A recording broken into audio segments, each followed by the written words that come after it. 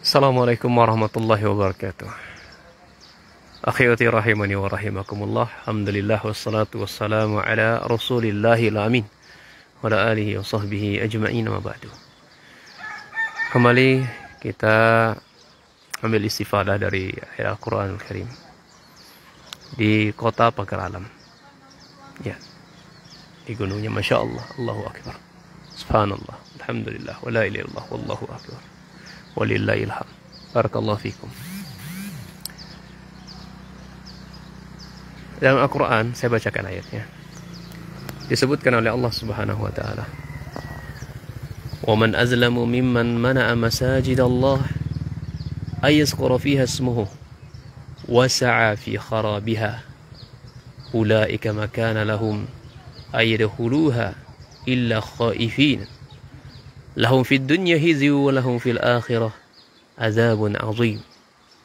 Barakallahu fikum. Akhwati rahimani wa rahimakumullah.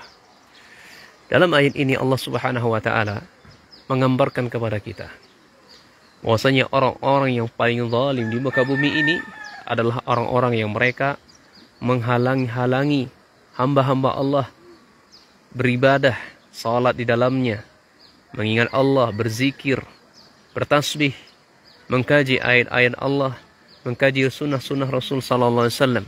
Itulah orang yang paling zalim. Kita akan punya masjid ya.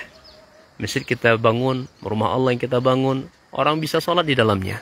Orang bisa berzikir dalamnya, orang bisa belajar mengkaji ayat-ayat Allah, mengkaji hadis-hadis Rasul sallallahu alaihi wasallam. Kemudian dihalang-halangi. Dan kemudian ayatnya mengatakan wasa'a. Wasa'a kalau dalam bahasa Arab itu ikhwan adalah berusaha. Segala upaya, segala usaha agar bagaimana ya intinya sungguh-sungguh ya, sungguh-sungguh. Kemudian dilanjutkan fi kharabiha, bersungguh-sungguh untuk menghancurkannya, bersungguh-sungguh untuk merobohkannya, makna secara maknawi atau makna secara fisik. Merobohkan ini benar-benar menghancurkan begitu kan. Menghancurkan masjid Allah, ini kan masjid Allah Subhanahu wa taala. Dihancurkan masjidnya, kacanya dihancurkan, kemudian dilempari kotoran di dalamnya, kemudian dicoret-coret masjidnya, atau dibakar masjidnya. Ya, atau benar makna yang lain adalah menghalanginya, menutupinya, enggak bolehkan kajian di situ, dibubarkan jemaahnya segala macamnya. Mereka itu adalah orang-orang yang paling zalim di muka bumi ini. Masya Allah. Dalam ayat ini yang menariknya itu ikhwan adalah ayat sebelumnya itu adalah mengatakan tentang orang Yahudi dan Nasara. Iya. Ini ada hubungannya dengan orang Yahudi dan Nasara. Ya, mereka adalah orang-orang yang paling zalim di muka bumi ini. Mereka berusaha menghancurkan, menghalangi, merusak Baitul Maqdis. Ya. Masjid Allah Subhanahu wa taala, masjid Allah yang disucikan. Mereka rusak, mereka lempari kotoran di dalamnya.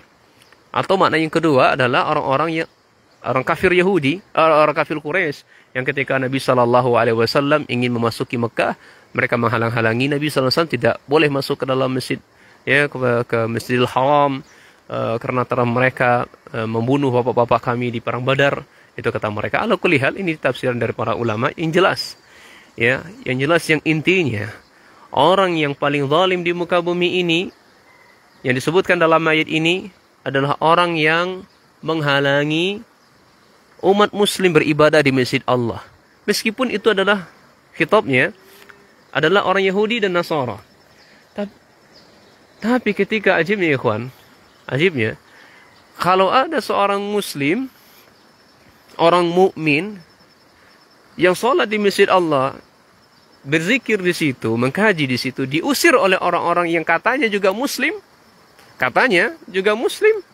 wa iyadzubillah. Ya, maka kita jauh lebih hina. Kalau seperti itu modelnya. Orang Yahudi dan Nasara, kita sudah tahu mereka adalah orang-orang yang paling dimurkai, paling zalim. Ya, jelas mereka disebutkan oleh Allah Subhanahu wa ghairul maghdubi alaihim waladdallin. Mereka orang-orang yang dimurkai oleh Allah, mereka orang-orang yang tersesat. Kita seorang muslim, masa iya kita harus mau menghancurkan masjid yang Allah bangun untuk hambanya beribadah di dalamnya dengan penuh ketenangan? Barakallahu fikum. Jangan sampai sama kita seperti mereka. Iya. mereka mendapatkan hinaan dari Allah Subhanahu wa taala itu ketika mereka di dunia, dan di akhirat mereka mendapatkan azab yang sangat keras. Barakallahu fikum. Subhanakallah bihamdik, asyhadu an la ilaha illa anta, astaghfiruka wa atubu ilaik. Assalamualaikum warahmatullahi wabarakatuh.